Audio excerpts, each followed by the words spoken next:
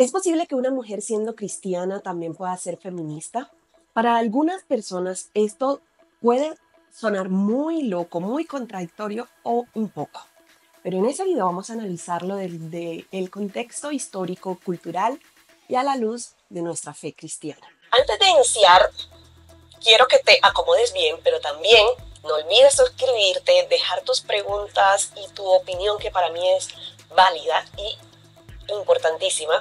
Y además te pido que lo compartas en tus grupos de WhatsApp para que otras personas puedan ver esta información súper importante. Hola, yo soy Kerly Lastre, soy psicóloga, soy administradora de empresas y soy cristiana desde los 17 años, o sea, llevo más de 20 años siendo cristiana. Y mi propósito no es tanto darles respuesta a esa pregunta como lo máximo, lo verdadero, sino que aquí juntos reflexionemos acerca de este tema. Y para comenzar, por supuesto, vamos a sentar unas bases conceptuales para darle contexto a todo el hilo del video. Entonces, en primer lugar, quiero decirte que este video está realizado y está dirigido para hombres y mujeres de la comunidad cristiana evangélica protestante. Así que cuando yo me refiera a una mujer cristiana o a la comunidad cristiana, me estaré refiriendo a los miembros de la Iglesia Cristiana Evangélica Protestante. ¿Listo? Pero yo sé que esto suena un poco enredado y yo te lo voy a explicar. Mira, hay grandes diferencias entre el cristianismo católico y el cristianismo protestante, ¿vale? Desde ahí te voy a empezar como a dar información de lo que es esta diferencia. Entonces, aquí te voy a dar una invitación importante, y es que cada uno de ustedes tiene una postura sobre este tema y eso es completamente válido, como bien les decía. Sin embargo, yo lo que quiero es que no se tomen este debate como muy a la ligera y sin conocer el trasfondo histórico y cultural. Mi propósito es que antes de tomar una postura conozcas la historia, el trasfondo y todo lo relacionado con la cultura y todo lo que esto significa realmente para las mujeres. En algún momento yo les voy a dar mi postura, se los prometo, mi postura personal, pero realmente eso no es lo más importante, porque también he invitado a diferentes mujeres cristianas para que nos den su postura y su visión acerca de este tema. ¿Listo? Y se lo voy a ir compartiendo en el transcurso del video. En segundo lugar, ahora sí, te voy a explicar cuáles son las grandes diferencias doctrinales entre el cristianismo protestante y por qué es tan diferente al cristianismo católico, y porque esto es importante dejarlo claro porque yo sé que hay algunas mujeres cristianas católicas que me van a estar viendo y probablemente muchas de las posturas o de las cosas que yo explico aquí no van a aplicar para ustedes. Bien, se suele confundir un poco a los cristianos y creer que son católicos todos. ¿Listo? Pero en ocasiones estas palabras católico y cristiano son utilizadas como sinónimos, pero en realidad no lo es del todo, porque cuando se habla de catolicismo, que también es una rama del cristianismo, es decir, una persona que profesa la fe católica es cristiana, pero no siempre una persona cristiana es católica. Ya, vamos a ir resolviendo ese acertijo. El cristianismo es la religión tal vez más extendida del mundo, cuenta con aproximadamente 2.400 millones de fieles, es decir que una de cada 3 personas en el mundo profesan tener la fe cristiana.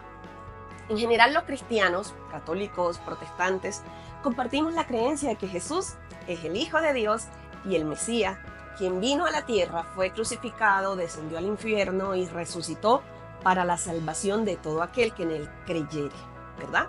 Entonces, según la historia, cuenta que no estoy juzgando aquí, quiero dejarlo claro, o sea, voy a contar hechos históricos que se encuentran en toda la internet. Recuerden que ese no es el debate. Según la historia católica, se considera que es la continuidad de la comunidad cristiana primitiva fundada por los discípulos de Jesús, y consideran que el Papa es el sucesor de San Pedro. En 1517, Martín Lutero, uno de los curas católicos de ese momento, intentó hacer una reforma dentro de la Iglesia Católica por muchas de las cosas con las que él no estaba de acuerdo, pero en general por las indulgencias que estaban vendiendo en ese momento. Como sus planteamientos no fueron aceptados, surgió una nueva iglesia. Entre él y otro montón de líderes crearon lo que es la iglesia protestante, es decir, que la Reforma Protestante dividió a católicos, que es lo que hoy conocemos como el catolicismo, pero también nos hizo, hizo un movimiento aparte que son los cristianos protestantes evangélicos, cuyas doctrinas también son muchas, o sea, hay muchas iglesias cristianas con diferentes contextos, con diferentes costumbres, pero todos siguiendo casi que la misma línea. Y ya les voy a explicar como las grandes diferencias o lo que nos diferencia a los católicos de los cristianos protestantes. Diferencias clave entre el catolicismo y el protestantismo. Pues bien, la Iglesia Católica reconoce la Biblia, la tradición y el magisterio como fuentes de autoridad, y el Papa es considerado el líder supremo. Mientras que la Iglesia Evangélica Protestante se sostiene en el principio de sola escritura, es decir, la Biblia es la única autoridad en la fe y no se reconoce la autoridad del Papa. En cuanto a la salvación y a la gracia, el catolicismo enseña que la salvación se obtiene por la fe y las obras a través de los sacramentos y la vida moral, mientras que la Iglesia Evangélica afirma que la salvación es solo por fe y la gracia de Dios sin necesidad de obras. En cuanto al papel de la mujer en la Iglesia, aunque las mujeres son mayoría en la Iglesia Católica, no pueden ser líderes sacerdotales o sacerdotes. Dentro de la Iglesia Cristiana Evangélica existen mujeres pastoras y apóstolas en muchas denominaciones, aunque en algunas iglesias aún el liderazgo femenino está restringido. En cuanto a las posiciones sobre la salud sexual y reproductiva, en la Iglesia Católica se considera que la maternidad es el papel más importante de la mujer, por lo que se rechaza el uso de anticonceptivos y el aborto, considerándolos como pecaminosos. En la Iglesia Evangélica Protestante, aunque ya se permite el uso de anticonceptivos, pero en la mayoría de sus ramas sigue sin aceptar la legalización del aborto.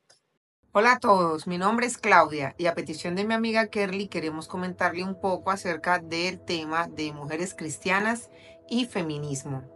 Soy médico oftalmólogo y soy madre de 3 hermosos hombres jóvenes. Soy la señora Gladys Barrios Lozano, tengo 82 años, bióloga química de profesión y profesora por mucho tiempo.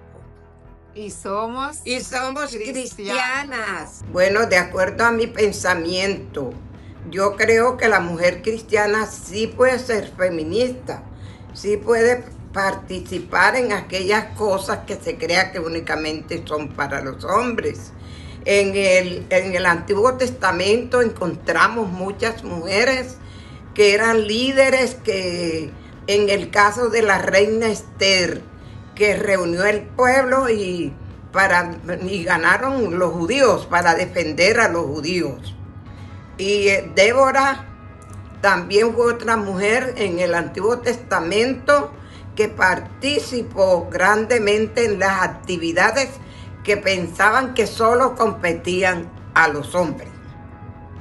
En el Nuevo Testamento encontramos mujeres que sirven a Jesús. Ellas tenían que tomar sus propias decisiones para organizarle a Jesús todas aquellas cosas que él podía necesitar, que iba a emplear en su prédica. Entonces sí, la mujer puede ser feminista. Y eso no quiere decir que deje de ser mujer. Esa es mi opinión. ¿Puede una hija de Dios ser feminista?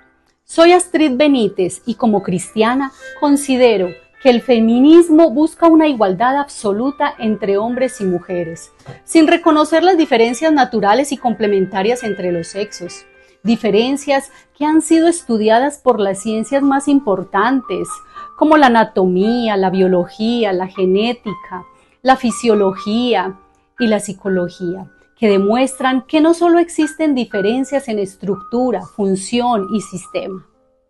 Nos habla de diferencias en desarrollo cognitivo, emocional, social, de personalidad y comportamiento entre ambos sexos. ¿Qué dice la Biblia? Tanto el hombre como la mujer son creados a imagen de Dios, tienen igual valor y dignidad ante Él. Entonces, ¿dónde radica el peligro del feminismo? Precisamente en que no busca igualdad, sino igualitarismo extremo. No solo busca igualar, sino que es un rechazo absoluto a cualquier autoridad masculina. Por lo tanto, quiere eliminar al hombre de la estructura familiar tradicional, lo cual rompe el diseño divino para la familia y la importancia de la figura paterna en el hogar. Esto lleva a una sociedad sin orden y estabilidad. Detrás del feminismo se esconde un abominable rechazo a la maternidad y a la familia como institución fundamental para la sociedad. Y esto nos tiene en una crisis de valores y una tremenda descomposición social, pues su bandera aprueba la muerte desde el vientre y el odio de género. En conclusión, Dios nos creó iguales en dignidad y valor, pero con dones y fortalezas únicas que nos permiten complementarnos y enriquecernos mutuamente. Génesis 1:27 dice que Dios creó al hombre y a la mujer a su imagen y que a ambos los bendijo. Como comunidad cristiana es importante tener una postura sobre temas como el feminismo y otros asuntos sociales que nos afectan de una u otra manera a todos, ¿verdad? Entonces debemos entender que aunque no estemos de acuerdo con todo lo que propone este movimiento feminista, es verdad y es una realidad que ha logrado cosas positivas a nivel social, como mejorar los derechos de las mujeres, ya que es clave explicar a nuestros hijos e hijas qué es el feminismo, cuáles han sido sus logros, cuáles son sus límites, con qué estamos de acuerdo y con qué no.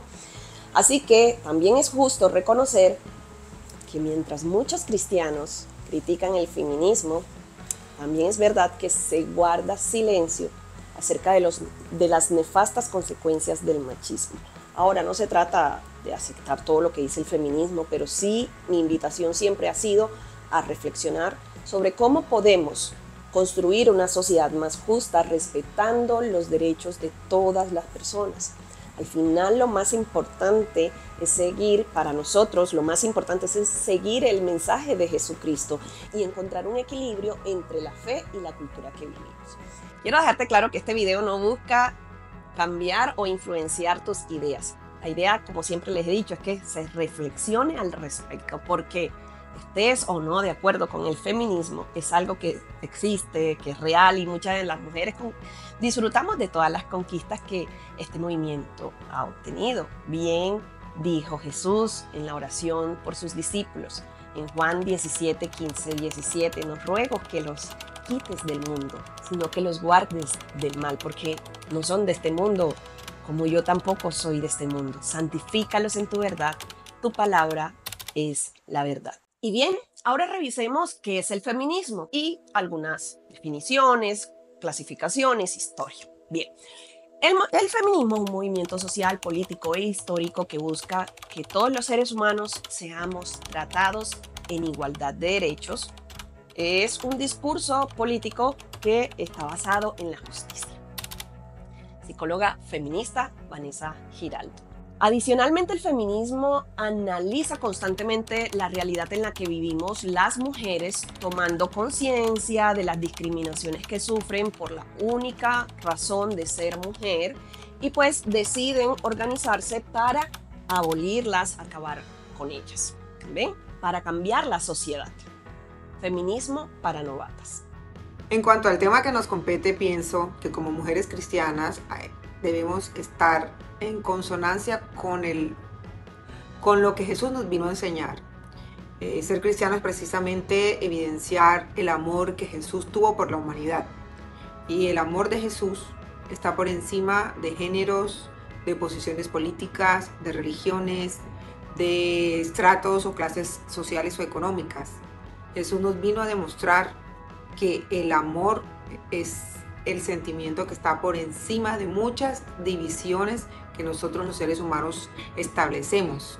Mujeres y hombres fuimos creados por el mismo Dios y Jesús murió en esa cruz por hombres y por mujeres, independientemente de géneros, independientemente de profesiones, independientemente de concepciones culturales. Pienso que el Señor nos dotó a todos de talentos, de dones, de capacidades, las cuales está en cada uno de nosotros, independientemente de que seamos hombres o mujeres, estudiarlas, madurarlas, desarrollarlas y ponerlas al servicio de los demás. Y eso es lo que el Señor nos vino a enseñar, que hombres y mujeres tenemos las mismas oportunidades, y pienso que ha sido una lucha larga en la historia de la humanidad, pero las barreras de género, de que el hombre o la mujer, de que sus roles, de que su posición en la sociedad fueron establecidas por los seres humanos. Pero en ningún momento la palabra de Dios habla que ni los hombres están por encima de mujeres, ni mujeres están por encima de hombres. Para Dios todos somos iguales en el sentido de nuestra naturaleza. Biológicamente tenemos características diferentes, es verdad, y esas características que van de la mano de sustancias biológicas, de hormonas, nos dan a unos, a mujeres y a hombres, diferentes medios. Yo pienso que es como para poder complementarnos, y nuestra presencia en la humanidad necesita de ambos. Pero no es para que el uno gobierne sobre el otro, ni la mujer sobre los hombres, sino más bien para que todos podamos trabajar en igualdad, con el fin de servir a otros. Para seguir entonces con nuestra educación en feminismo, voy a dejarles unas definiciones o conceptos que debemos tener en cuenta. En primer lugar, ¿sabes qué significa patriarcado? Es básicamente una sociedad que valora más a los hombres que a las mujeres, y donde los hombres ostentan el poder y las mujeres están excluidas. El patriarcado oprime tanto a hombres como a mujeres. ¿Qué es la misoginia? Es un odio, rechazo, aversión o desprecio hacia las mujeres y todo lo que está relacionado con lo femenino. Se manifiestan actos violentos y crueles contra las mujeres. Ámbito privado. Constituye el espacio y las acciones que están vinculadas a la familia y lo doméstico, donde las mujeres tienen un papel protagónico que no es valorado en todas las dimensiones de la sociedad. Ámbito público es ese espacio y acciones relacionadas con la producción y la política, donde se defienden las estructuras económico-sociales de las sociedades y que constituyen el espacio tradicionalmente masculino. El androcentrismo es la visión del mundo y de las cosas en la que los hombres son el centro y la medida. Esto oculta las aportaciones y contribuciones de las mujeres a la sociedad. Una visión androcéntrica presupone que la experiencia masculina sería la universal, la referencia o representación de la humanidad, obviando la experiencia femenina. Autonomía. Se refiere a la capacidad de las personas de tomar decisiones libres e informadas sobre sus vidas, que les permitan actuar según sus propias aspiraciones y deseos. Barreras invisibles, expectativas, normas y valores tradicionales que impiden la capacitación de la mujer en los procesos de toma de decisiones. Derechos reproductivos es el derecho básico de todas las personas a decidir libre y responsablemente la cantidad de hijos que tendrán, en qué momento y su espaciamiento, y de tener la información y los medios para hacerlo. Y el derecho de lograr el nivel más alto de la salud sexual y reproductiva. Derechos sexuales son aquellos derechos que tienen todas las personas, libre de coerción, discriminación y violencia, a tener una salud en relación a la sexualidad. Es el derecho a tener educación sexual, respeto por la integridad física, el derecho que tienen las personas a elegir pareja, a decidir tener una vida sexual activa o no, al derecho de tener relaciones sexuales consentidas, al matrimonio consentido, así como procurar una vida sexual segura y placentera. Desigualdad de género es la distancia y o asimetría social entre mujeres y hombres. Está la discriminación, que es cualquier distinción, exclusión, restricción o preferencia en cualquier ámbito de la vida pública o de la vida privada. La economía del cuidado es el conjunto de actividades realizadas para el sostenimiento de la vida que se desarrollan dentro y fuera del hogar. El trabajo de cuidados está enfocado en el bienestar de las personas, es el que reproduce las energías humanas utilizadas en el proceso de producción de mercancías. Y por último, te dejo la definición de estereotipos, que son creencias sobre colectivos humanos que se crean y comparten entre los grupos dentro de una cultura determinada. Los estereotipos solo llegan a ser sociales cuando son compartidos por un gran número de personas dentro de grupos, entidades sociales. Ahora vamos a hablar un poco de la historia del movimiento feminista. El movimiento feminista inició luchando por los derechos y aboliendo la esclavitud, el derecho al voto de las mujeres. Y en la medida que ellas iban luchando por igualdad de derechos, se encontraron con otras desigualdades como la falta de educación para las mujeres, la desigualdad y las desventajas en las relaciones, violencia, pobreza, hambre, porque el trabajo del cuidado que ha sido dado culturalmente o mayoritariamente a las mujeres no genera recursos, dejándonos en alta vulnerabilidad. Aún persisten otras desigualdades como la brecha salarial, las tareas domésticas persisten siendo mayoritariamente hechas por mujeres. Entonces, vamos a empezar con la primera ola, o sea, dónde inició todo esto, y aquí les voy a dar unos detalles importantes.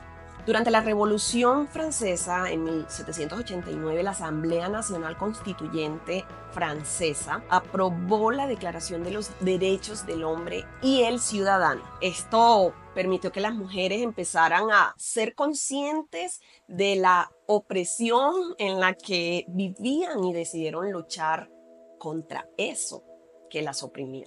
En 1791, Olympe de Gouges, escritora y filósofa política francesa, publicó lo que era contrario a la Declaración de los Derechos de la Mujer y la Ciudadana, en un artículo en el que se pedía incluir mujeres en esa Declaración de los Derechos Humanos. Sin embargo, esto le ocasionó la muerte con una guillotina en 1793. En la segunda ola, nace un movimiento que se llama la sufragista. Surgió en Estados Unidos y Reino Unido a mediados del siglo XIX.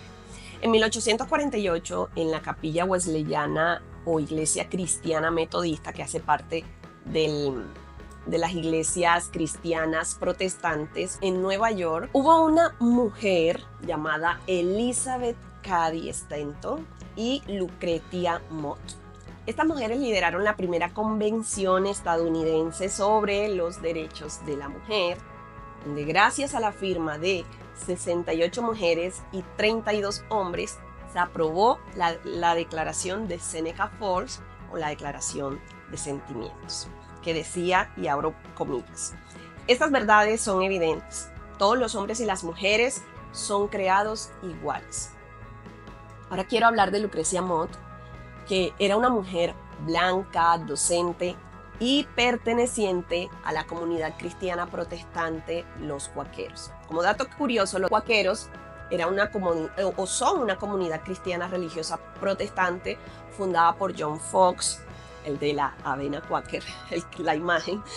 En esa época no se apoyaba la idea de que una mujer hablara en público, así que esta señora Lucrecia fue criticada constantemente por comportarse de maneras no aceptables para las mujeres en ese momento. Pero eso no la detuvo con su causa.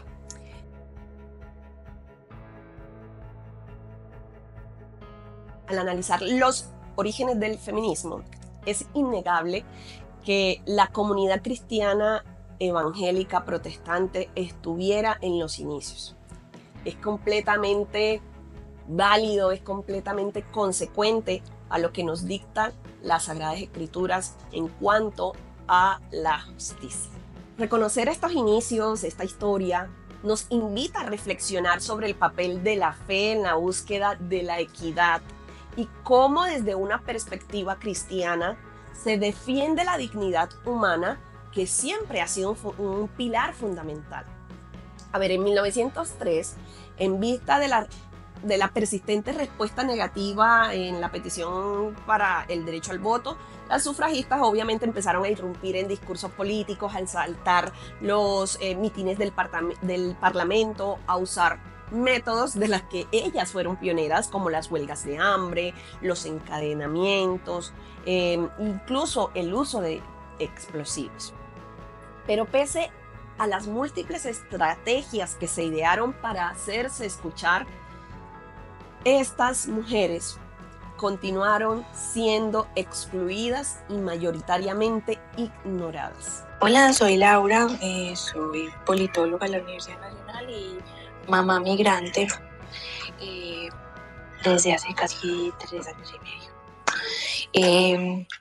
Yo soy cristiana desde hace más de 17 años y pienso que más que ser feminista, una mujer cristiana tiene que ser consciente de los derechos, deberes y de la responsabilidad que tenemos como gestoras de la sociedad. Entonces, aunque yo sé que hay muchas corrientes feministas cristianas, yo no hago parte de ellas, no me identifico como feminista y cristiana, me considero que soy una mujer que defiende los derechos, que quiero que mi hija, por ejemplo, tenga las mejores oportunidades, que ella pueda decidir sobre muchas cosas, pero también soy una protectora de la vida, soy una protectora de la sociedad, soy una protectora del medio ambiente. Entonces, pues me considero, por el lugar donde vivo, por las circunstancias en las que estoy, por mis costumbres. Entonces, más que ser feminista, es ser protectoras de la vida, en general, defensoras de los derechos, en general, defensoras de la justicia y defensoras del bien común.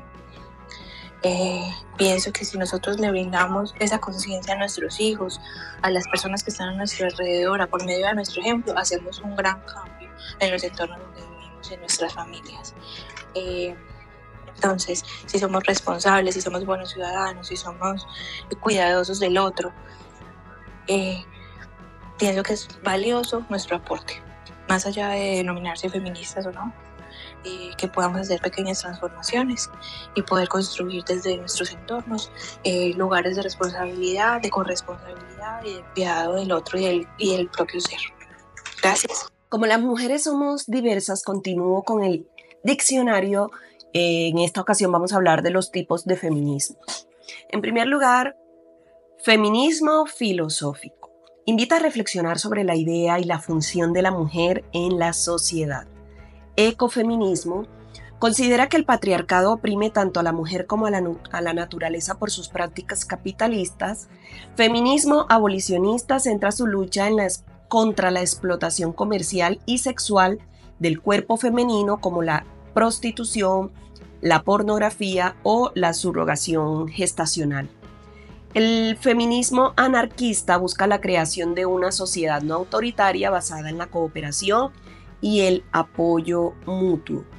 El feminismo provida es aquel que apoya todas las claves del feminismo, excepto el apoyo al aborto. El ciberfeminismo es la corriente feminista basada en la idea de que las mujeres son un pilar fundamental en el desarrollo tecnológico. Feminismo lésbico apoya la perspectiva crítica que cuestiona la posición de las mujeres y los homosexuales en la sociedad. El feminismo negro promueve la igualdad de derechos, principalmente de mujeres negras. El feminismo de igualdad es un movimiento comprometido en promover prácticas sociales de igualdad entre mujeres y hombres. El feminismo de diferencia reivindica la diferencia entre hombres y mujeres con diferencias de valores, indicando que las mujeres no deben ser tratadas como hombres. El feminismo científico considera que la biología y la psicología nos enseña que los hombres y las mujeres tienen algunas diferencias naturales, no solo por cómo se les educa.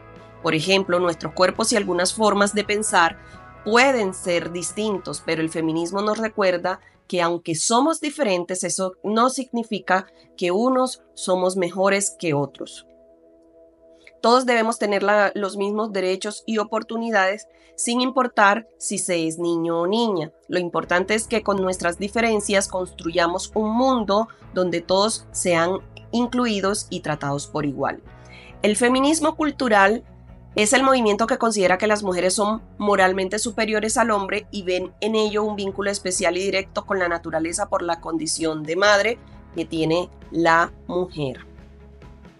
El feminismo radical, también conocido como Radfem, toma su nombre de la palabra raíz y surge con la necesidad de buscar las raíces de la opresión de la mujer, de la opresión a la mujer que radica en las estructuras sociopolítica y económica de las cuales se ejerce discriminación a la mujer, así como otros tipos de discriminación como el racismo o el clasismo. Las feministas radicales trans excluyentes rechazan la inclusión de las mujeres trans en el movimiento feminista. Está el feminismo socialista, que defiende la abolición del capitalismo y la implantación del socialismo como forma de liberación de las mujeres, partiendo de que el sistema capitalista conlleva a la opresión de las mujeres. Por el lado contrario está el feminismo liberal, que considera que gracias al sistema capitalista y al liberalismo, las mujeres tienen las herramientas suficientes para liberarse de la opresión del patriarcado y ser completamente independientes. Déjame en los comentarios con qué tipo de feminismos te identificas. Hola, yo soy María Castillo y soy profesora hace más de 10 años, soy cristiana y soy feminista. Pienso que la capacidad que tienen las mujeres de tomar una decisión personal, de seguir a Cristo, de seguir a Jesús, es en sí misma un acto impulsado por el feminismo. Uno de los principios del feminismo es poder tomar decisiones autónomas. Esto está conectado con la capacidad de tomar decisiones o nuestro libre albedrío dado por Dios. En el pasado las mujeres tenían que seguir y dedicar su vida a la religión que profesaban sus padres. Luego tuvieron que seguir la religión que profesaban sus esposos. Pero históricamente en la Biblia las mujeres solteras, viudas, divorciadas han decidido seguir a Jesús y confiar en Él. Esto viene como una decisión personal. Incluso se presentan como historias bíblicas de heroínas. El feminismo no es sinónimo de liberalismo como la religión lo ha hecho creer. El feminismo y el cristianismo se encuentran cuando las mujeres tenemos la autonomía. Gracias a todas las ancestras que han luchado por la equidad, las mujeres ahora tenemos la opción de decidir entrar y empezar un camino de vida con Jesús. En el Antiguo Testamento el patriarcado reducía a las mujeres usando la culpa, el mérito o la vergüenza para dominar.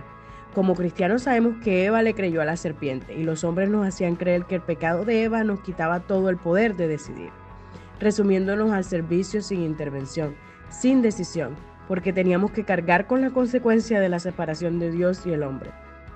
Ahora sabemos que Adán también fue participante del pecado y no fue forzado.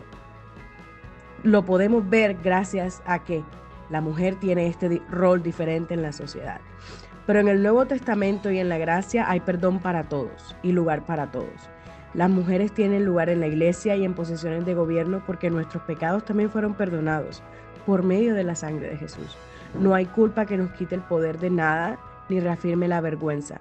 Somos criaturas nuevas en Cristo cuando decidimos seguirlo. Ser feminista nos empodera a saber que ocupamos espacio en la creación de Dios. El patriarcado ha trabajado duro en negar el espacio que ocupamos, pero nosotras somos tan hijas de Dios como cualquier hombre. Hay tanta gracia para nosotras como lo hay para cualquier otra persona. Nuestras ancestras lucharon por un lugar en la sociedad para nosotras, lugar que Dios ya nos había dado cuando nos creó y nos hizo indispensables para la vida. ¿Qué han logrado los movimientos feministas? Iniciaron una lucha por una sociedad más justa. Han logrado ganar terreno en cuanto a la igualdad de derechos, igualdad social, política y económica. Ellas han venido rechazando la idea de que las diferencias biológicas entre hombres y mujeres justifican un trato desigual o de falta de derechos para unos y para otros. Que las mujeres no fueran consideradas propiedad de sus padres o maridos, que las mujeres podamos votar, que podamos tener propiedades, que podamos ir a la universidad, es gracias a ella, que las mujeres cristianas podamos predicar dentro de la iglesia, que podamos ser elegidas para un cargo público, los derechos sexuales y reproductivos, que es donde ciertamente hay mayor tensión entre el feminismo y el cristianismo. Pues bien, eso también nos ha beneficiado a las mujeres porque sabemos que hoy por hoy tenemos muchas mujeres dentro de nuestra comunidad cristiana que no quieren ser madres por elección y que hay otras que sí queremos y pues la idea es que no nos restrinjan el número de hijos que queremos tener porque es un derecho y es una decisión personal. También han logrado disminuir los roles de género asignados a cada sexo biológico. Han logrado visibilizar las violencias que se normalizaron por generaciones y que no se percibían como la violencia psicológica, por ejemplo. Han logrado visibilizar las brechas salariales que aún persisten. Han logrado visibilizar la discriminación en los lugares de trabajo. Visibilizaron también el acoso y el abuso que las mujeres pasamos y que antes eran cotidianidad o lo normal, como los piropos o tener jefes irrespetuosos. También han hecho que la violencia intrafamiliar haya salido de lo privado a lo público y que hoy existan leyes que protegen a las mujeres víctimas de violencia. Recordando lo que dice la Biblia, esposos amen a sus esposas así como Cristo amó la iglesia y se entregó por ella. En parte hoy, de alguna manera, podemos tener mayores garantías para que este versículo sea cumplido y fue una conquista del movimiento feminista, algo que debió haber sido liderado por la iglesia. Antes, muchas mujeres eran golpeadas dentro de sus hogares y nadie intervenía porque era un asunto que se consideraba privado. En los años 90, el movimiento feminista expuso esta realidad y comenzó a exigir protección para las mujeres. Al día de hoy esa lucha sigue vigente. Entonces la pregunta es, ¿por qué hay aspectos del feminismo con los que no estamos de acuerdo? ¿Debemos rechazarlos por completo? ¿O podemos reconocer esos logros que han traído ellas y al mismo tiempo analizar críticamente lo que no compartimos? ¿Sabes cómo era la vida de las mujeres en los tiempos de Jesús? Vamos a analizar eso también. En la época de Jesús, la vida de las mujeres estaba marcada por una fuerte desigualdad, tanto en lo social como en lo religioso. Las mujeres debían pasar desapercibidas en público. Era una norma para que evitaran cualquier tipo de interacción con hombres ajenos a su familia. Los rabinos incluso prohibían hablar con ellas en la calle. Su vestimenta también reflejaba este control, ya que debían llevar el rostro completamente cubierto con velos, diademas y mallas de cordones. Si una mujer salía sin este tocado, su esposo tenía derecho a divorciarse de ella sin compensación alguna. Las mujeres no tenían acceso a la educación formal, ya que las escuelas eran exclusivas para varones, y su aprendizaje se reduce a tareas domésticas como coser, tejer y cuidar del hogar. En cuanto a la herencia, las hijas no tenían los mismos derechos que los hijos, y en la mayoría de los casos la propiedad y los bienes pasaban a los descendientes varones. Desde la infancia la mujer estaba sometida a la autoridad masculina. Incluso hasta los 12 años y medio su padre tenía potestad absoluta sobre ella y podía casarla en contra de su voluntad o venderla como esclava antes de esa edad. El matrimonio no era visto como una unión entre iguales, sino como un contrato de compraventa en el que la mujer pasaba de ser propiedad del padre a la del esposo. Sus deberes incluían moler el grano, coser, lavar, cocinar, amamantar a los hijos y atender a su marido. Además, debía obedecerle en todo, ya que era considerado su dueño. La poligamia, por supuesto, estaba permitida solo para los hombres, por lo que la esposa debía aceptar la presencia de concubinas en el hogar. En cuanto al divorcio, este era un derecho exclusivo del hombre, quien podía despedir a su esposa incluso por razones triviales como quemar la comida. En cuanto a la parte legal y jurídica, las mujeres no podían dar testimonio legal, ya que se consideraba que su palabra no tenía valor en un juicio, ya que era considerada mentirosa por naturaleza según la tradición rabínica. Solo en casos excepcionales se aceptaba su palabra en el mismo nivel que la de un esclavo pagano. La mujer también enfrentaba restricciones en el ámbito religioso. No podía acceder a la enseñanza de la Torá, ni participar activamente en los rituales sagrados. En la sinagoga se les asignaba un espacio separado por barreras o enrejados y no tenían derecho a leer ni a realizar ninguna función litúrgica. Incluso en el nacimiento de un niño, el género determinaba la reacción de la familia. El nacimiento de un varón era motivo de celebración, mientras que el de una niña era recibido con indiferencia y tristeza. En la sinagoga existía una separación física entre hombres y mujeres.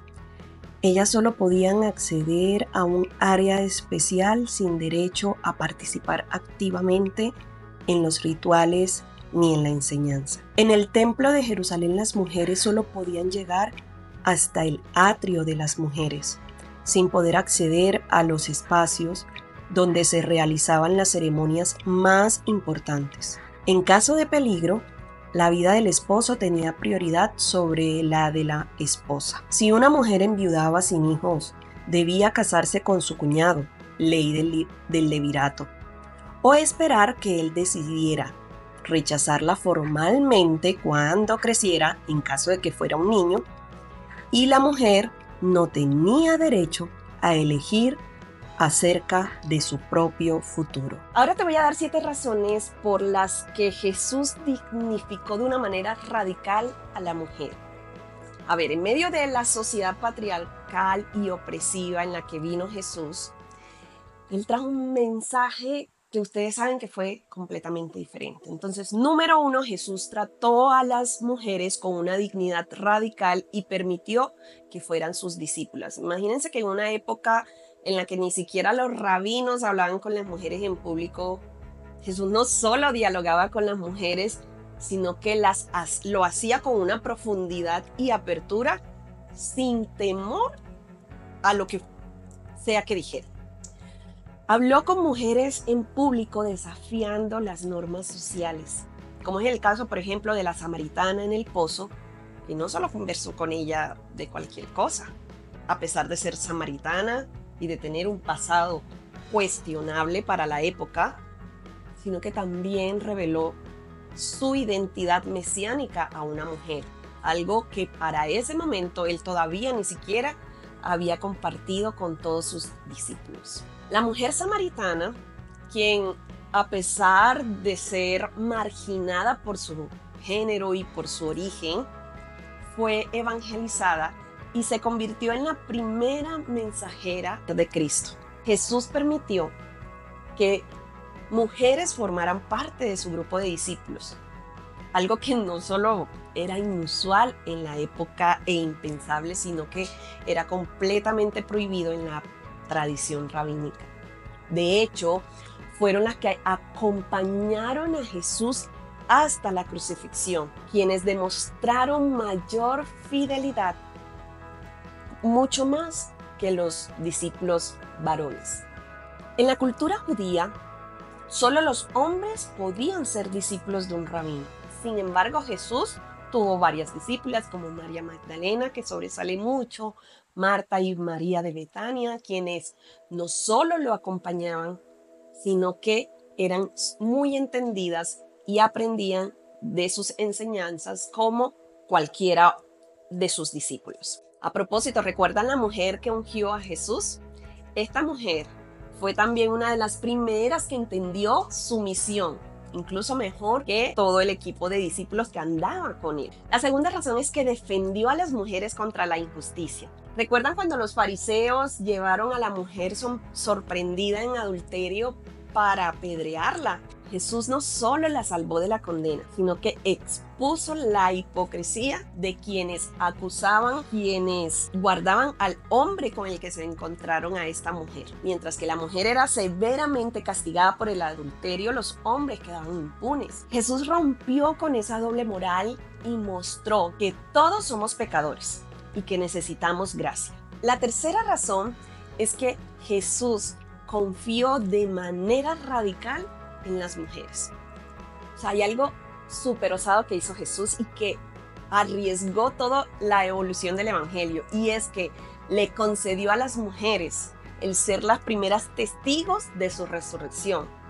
Recuerden que ellos estaban en una sociedad donde el testimonio de una mujer no tenía valor legal. Jesús se apareció primero a María Magdalena tras su resurrección y le encomendó la tarea de anunciar la buena noticia a sus discípulos. Este gesto no solo desafió las normas de la época, sino que mostró que en el reino de Dios el mensaje no estaba condicionado por el género, sino por la disposición del servicio del corazón de los seres humanos. La cuarta razón es que sanó y liberó a las mujeres de opresiones físicas y sociales.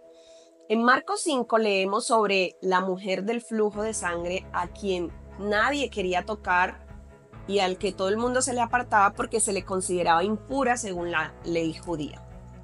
y que había gastado todo su dinero en médicos y tratamientos, pero nada le había funcionado. Así que Jesús le devolvió su dignidad y le permitió reintegrarse a la sociedad. Jesús no solo la sanó, ¿saben? Sino que la llamó hija y exaltó su fe, restaurando su dignidad frente a toda la comunidad judía. Le devolvió la vida a la hija de Jairo, ¿recuerdan? Enfatizando que la niñez, que era todavía más inferior que las mujeres, no era motivo de exclusión en el reino de los cielos. También sanó a la mujer encorvada, y en este versículo hay algo muy especial. Esta mujer era el símbolo de la opresión de la sociedad sobre las mujeres. Con todo este contexto de maltrato, de desigualdad que había enfrentado esta mujer a lo largo de su vida, Jesús le trajo una noticia transformadora. Le dijo: y a esta hija de Abraham, o sea, en este tiempo esta declaración era súper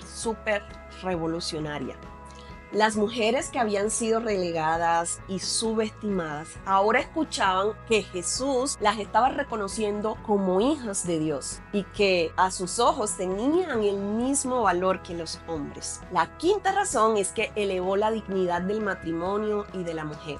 Miren, en una época en la que los hombres podían divorciarse hasta por el hecho de que la mujer hubiese hecho una comida fea o que se le hubiese quemado la comida, Jesús enseñó que el matrimonio es un vínculo sagrado y que el hombre y la mujer tienen la misma dignidad ante Dios. No defendió el dominio del hombre sobre la mujer, sino que elevó la dignidad del matrimonio y que las relaciones debían ser basadas en el amor y en la entrega mutua. La sexta razón es que no definió a la mujer solo por su rol materno. A ver, todos sabemos que la maternidad es un don precioso que ha sido dado por Dios, pero Jesús dejó claro que la identidad de una mujer no se reduce a ser esposa o madre.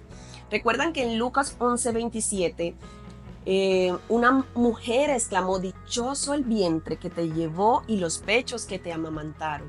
A lo que le respondió Jesús: dichosos más bien los que oyen la palabra de Dios y la obedecen. Con esto enseñó que la verdadera dignidad de la mujer no depende de su relación con un hombre o de si es o no madre, sino de su relación con Dios. Razón número 7, elevó el valor del cuerpo femenino y la sexualidad. En esos tiempos donde la mujer era vista como un objeto de placer o de reproducir a la humanidad, Jesús enseñó una nueva manera de comprender la sexualidad. En el Sermón del Monte, en el versículo 27 dijo: oísteis que fue dicho, no cometerás adulterio. Pero yo os digo que cualquiera que mira a una mujer para codiciarla, ya adulteró con ella en su corazón. Desligó a las mujeres de la completa culpabilidad que recaía sobre ellas de hacer caer supuestamente a los hombres, y le exigió a los varones que eran ellos los que tenían que ver con respeto y pureza a las mujeres, en lugar de cosificarla. Con relación al feminismo y pues la perspectiva que como mujer cristiana yo tengo, y además como una persona que ha estudiado el tema y que ha investigado un poco más allá desde mi profesión, considero que es una vertiente que ha desarrollado muchas corrientes y muchas formas de pensamiento, que en muchos aspectos ha sido radicalizado y que ha sido rechazado. Sin embargo, creo que hay aportes que son muy importantes históricamente hablando para la mujer dentro de la iglesia. El tener una visión con influencias feministas, no considero que no es algo que te aparte de Dios, ni mucho menos que vaya en contra de la voluntad de Dios, sino que aporta a tu crecimiento como persona. Yo personalmente miro las cosas desde una perspectiva en la que he podido rescatar lo que yo soy como mujer y lo que yo soy como mujer en Dios, la forma en la que puedo empezar a mirar como una mujer en posición de autoridad también, en posición de igualdad, posición de merecimiento y de derechos. Y no se trata de despreciar el hecho de lo que significa el hombre, porque es que como el poder ha sido dejado en un solo lado de la balanza, y lo cierto es que las mujeres han sido pues peyorizadas, minimizadas, y siguen y continúan siendo víctimas. Entonces, el tener una mirada amplia con relación a la importancia del rol de la mujer en la sociedad, en la familia, en la vida cristiana, es algo que es sumamente importante, y es algo que me lo ha dado el hecho de conocer y estudiar y leer y tomar esas cosas que considero que son positivas del feminismo. Y ya para concluir, es importante dejar claro que Jesús no fue ningún activista feminista, pero sí trascendió al patriarcado de su época, dando a la mujer un papel activo en su ministerio y en permitirle ser de las primeras en estar dentro de su comunidad. Con ellas Jesús rompió la cultura de exclusión, esclavismo, subordinación, permitiéndoles ser discípulas y anunciadoras del reino y testigas de su resurrección. No podemos ni debemos encasillar a Jesús como feminista, como izquierda, derecha, socialista o capitalista o republicano o demócrata. O sea, no le podemos poner esa etiqueta, porque todas estas son corrientes políticas y filosóficas creadas por los seres humanos. Jesús no vino al mundo a apoyar un movimiento político, ni religioso, ni social, ni de derechos humanos. Su propósito eterno ha sido traernos la justicia, porque Él era la justicia. Su enseñanza y actitud liberadora nos sentaron las bases para una nueva visión de la mujer, no como objeto de dominio, sino como una persona con dignidad, capacidad y participación plena en la historia de la salvación. A lo largo de la historia, muchas mujeres han sido relegadas, dominadas y vistas como inferiores. Pero Jesús vino a restaurar la dignidad original del hombre y la mujer, recordándonos que ambos fueron creados para vivir en comunión, igualdad y entrega mutua. La opresión de la mujer no es un diseño de Dios, sino una consecuencia del pecado. Y así como por el error de un hombre, Adán, entró la caída, fue por otro hombre, Jesucristo, quien vino a restaurar el propósito y el diseño original, la comunión entre hombres y mujeres, en amor y en justicia.